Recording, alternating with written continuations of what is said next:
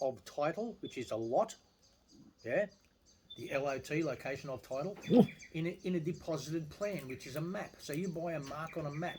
That's why you're called a landholder, not a landowner, because the Crown never got the land off the tribes legally. There was never a treaty, there was never an agreement, there was never a transfer of title.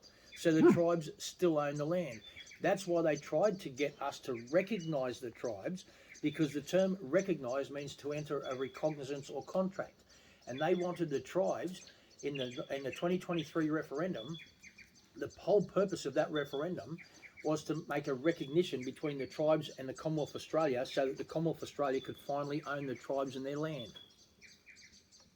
Okay, there's two classes of Aboriginal on this continent.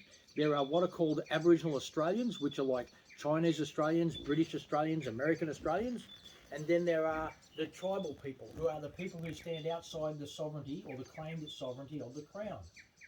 And they are the people that haven't surrendered to the Crown. Okay? Now they are the ones who the Crown must contract with. It can't contract with its own citizens, it can't contract with the Indigenous Australians, because they're already Australians.